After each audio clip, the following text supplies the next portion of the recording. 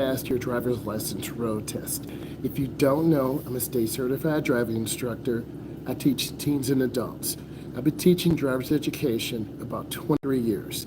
And it's extremely important that you listen to this information. If you have questions or concerns, you can email me, you can reach out, and I will contact you for one-on-one training sessions, virtual, live. I'm available. So let's go ahead and talk about it. Today, I'm going to list some of the maneuvers that you should be practicing to get ready for your road test. Be sure to practice each of these maneuvers multiple times until you feel comfortable. Practice, practice, and practice. Parking. Parking is the Achilles heel of driver's education, as well as your road test. If you would fail anything, it would probably be the parking maneuver. Simply why? Because people don't practice. When I teach teens and adults how to practice, I work on these maneuvers religiously from lesson 1 all the way through lesson 6. And if the student requires more information, more practice, I'm going to give that to them. What kind of parking are you tested on? Actually, it depends on which state you live in. Regardless of the state you live in, you need to pull into a parking spot without hitting the lines or hitting a car. You need to be able to understand traffic cones. Some of my students say, there are cones there. Are we going to park between two cars? On your road test, those cones actually simulate cars or spaces. So you cannot encroach, meaning come across a line. If you encroach or come across a line, that is 1 minus. So it's extremely important that you mentally focus and try to get your car in the middle, M-I-D-D-L-E, of those two parking lines. Have pride in your parking. So specifically, let's talk about some of these parking maneuvers. Here's some of the most common types of parking maneuvers. Number 1, straight in. You need to be able to pull straight into a parking spot and be about 12 inches, 1, 2. I wear size 14 shoe. I do open the door and check to give my students support. I would simply say, pass. And when I say pass, you can be reassured that you will be able to park properly. It's a fundamental concern that all students have, as well as your instructor. You have to be able to park. Next one is angle parking spots. You find a lot of these at malls around the country and around the world. So me as an instructor, I take you, Y-O-U, to the mall, not to go shopping, but to work on angle parking. When you go down a parking spot, there'll be angle parking spots to your left or to your right. You need to be able to find the correct arrow that takes you down. If the arrow is facing you, Y-O-U, you're going the wrong way. So angle parking spots require precision. They require correct turning of the steering wheel to split the parking spot in half. H-A-L-F. You have to be able to park. You have to be able to maneuver those parking spots. And it's critically important that you can do that without the assistance of me. The next parking maneuver, curb parking. We talked about this briefly. Your car cannot touch the curb. There's something called parking lot meter maids. These are individuals in cities, Chicago, New York, Detroit, Philadelphia, Los Angeles. Their sole purpose is to go around and give drivers tickets who can't park properly. Think about this for a second. If you can't park properly or you can't read signs, you're going to get a ticket. That's crazy. You have to know how to park. You need to be 12 inches away from the curb. If your car's on the curb, you're going to get a ticket. If you're in a loading zone, you're going to get a ticket. If you're in a metered parking spot, and what I mean by metered, you have to put money, quarter, in for 10 minutes, 25 minutes. A lot of cities around the country have metered parking spots. It's one way of generating revenue. Go back to high school, economics. Cities make money off of drivers like us who can't park. If you want to pay a city money because of your lack of parking skills, go right ahead. If you need support, you need to be reaching out to me. So next to the curb or on a hill, that's a big question I get. If you're parking downhill, you need to turn your front wheels toward the curb. If your car slips out of gear, your car will actually roll into the curb and you will be fine. And also you have to put it on your park brake. If you're parking uphill, you need to turn your wheels away from the curb. And if your car slips out of gear, and of course, put it on your parking brake, B-R-A-K-E. If your car rolls backwards, it will roll into the curb. These are some very important fundamentals that I think a lot of instructors and a lot of students are scared to ask about. Don't be scared. Parallel parking. This is the big gorilla in the room. You have to know how to parallel park. You need to be looking at some of my content. A very simple tip is I have 2 pins. This car is parked. You line your vehicle up, you reverse back, you turn it at a 45 angle, you roll backwards. And once you're halfway past the car or the pin, you turn your wheel in the opposite direction and you're lined up. It seems simple, but if you don't practice or you overturn or back too fast, I call it zero, Z-E-R-O, speed, S-P-E-E-D. If you don't practice backing up at 0 speed, going really slow, covering the brake, you turn your wheel all the way to the right, the rear will go to the right at a 45 angle, then you turn the wheel the opposite way. You have to practice this anywhere from 12 to 15 times per lesson. It's extremely important that you feel comfortable parking, you understand parking, so you don't get a ticket parking. Let's talk about backing up. Be able to back up your car up to 50 feet. That's right. I will have you back up 50. No, I go 100 feet because I want to work harder than the next instructor. You have to be able to back up and understand about your distances. You hold the wheel straight, you put your left hand at the top of the wheel, you put your right arm over the passenger seat. This will turn your torso, and let's pretend this is my back window. When you put your hand there, you look out of your back window. You need to be able to learn how to back into a driveway and pull out of a driveway. You need to work on these maneuvers. You can't just simply work on it one day. Hey, I'm going to work on it one day. I'm not going to practice. You're going to end up failing. And you're going to be very sad, humiliated.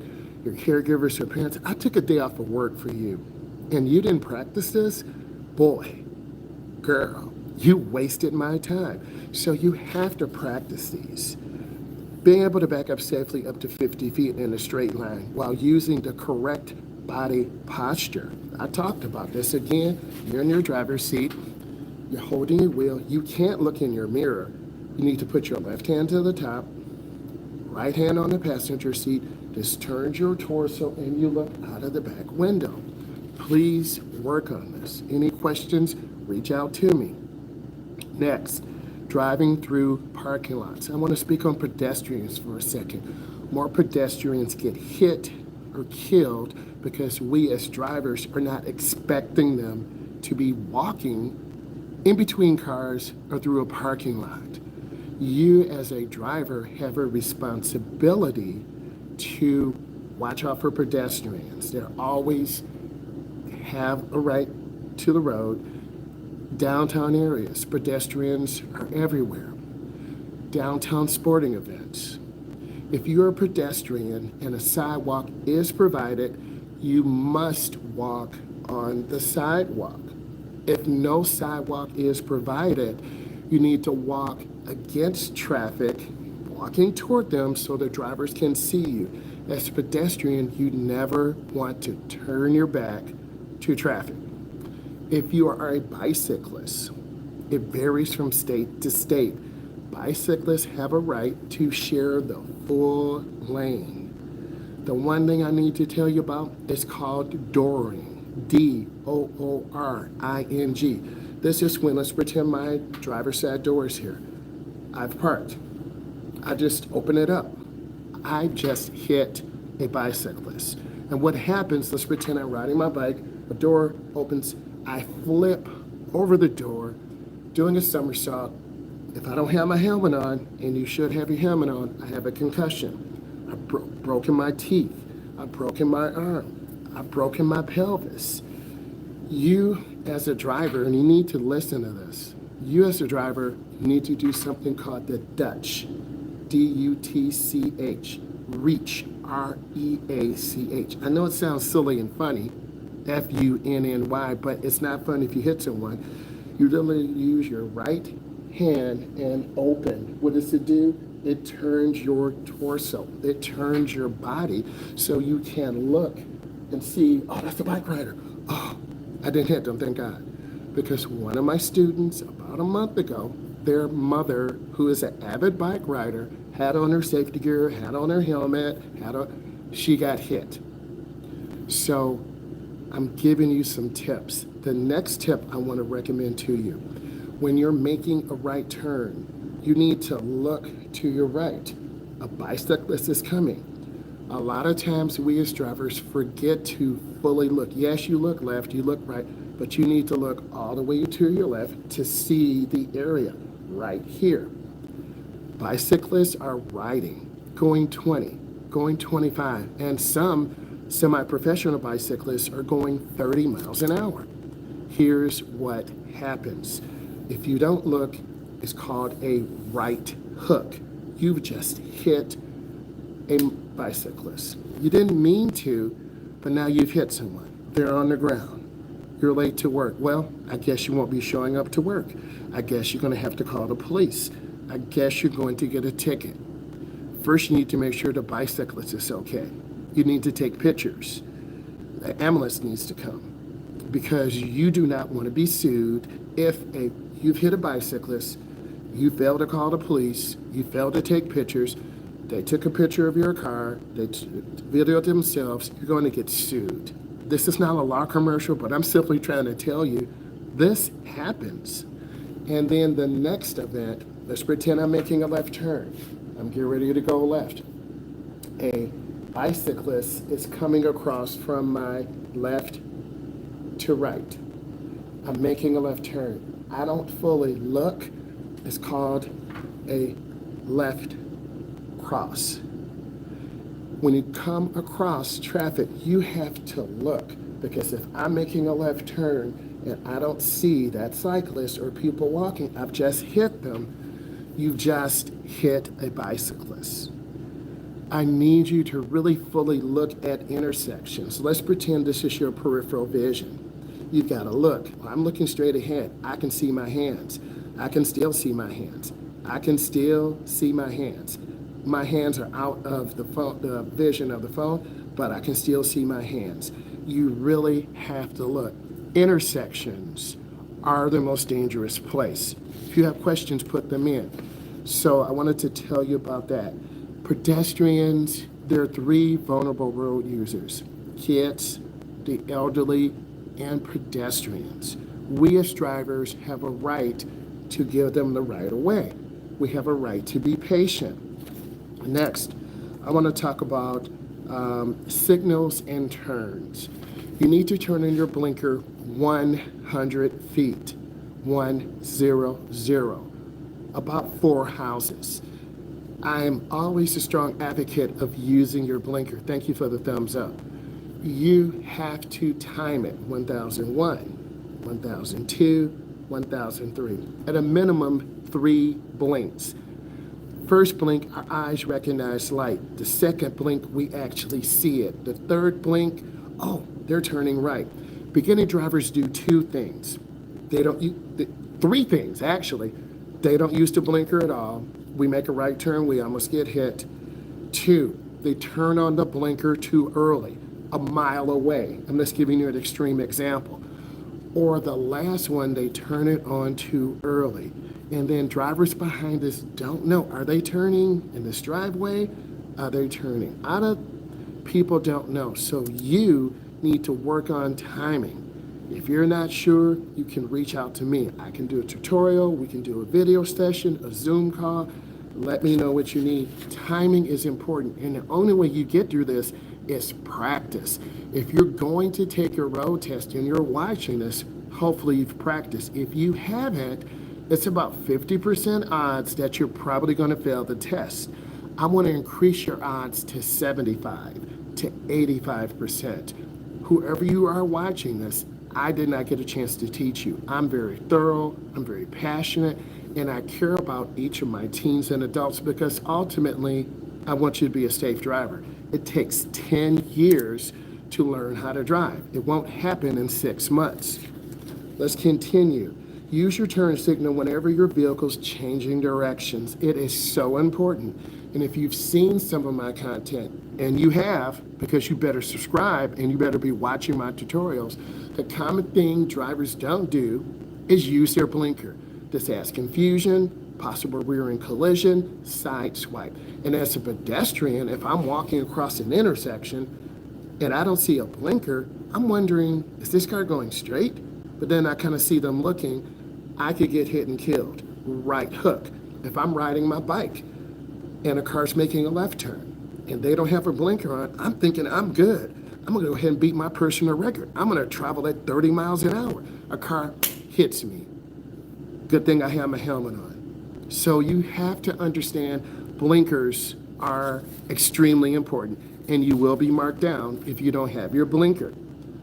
Let's talk about proper lane positioning.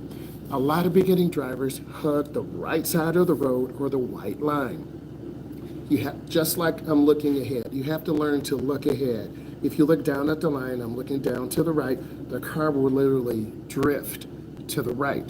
If you stare at the speedometer, your car will weave left, weave right. When I get beginning drivers in a car, excuse me, I said beginner. When I get beginning drivers in a car, I teach them, I need you to aim high. I need you to look right. I need you to look left. I need you to have your mirrors properly adjusted. I'm trying to create a vertical plane that is up to the horizon so you look up and you see, just like you're walking down the hallway in school, just like you're walking down the hallway at your home, just like you're walking down the community college because you're going to get your associate's degree. It's extremely important that you aim high, knowing where the center of your car is. If you're not sure, you can reach out to me. We can talk, we can hop on a Zoom call. We'll talk about that in a moment. You need to be able to adapt your position using your mirrors, being aware of what's going on. You also need to be able to be aware of pedestrians. We talked about hugging the right. Bicyclists are there. People are walking. Next, let's talk about speed control and awareness. A lot of beginning drivers tend to drive under the speed limit. It does two things. One, we're going to have to run a light because you're going too slow. Two, we're going to have to slam our brakes at a yellow light or go through.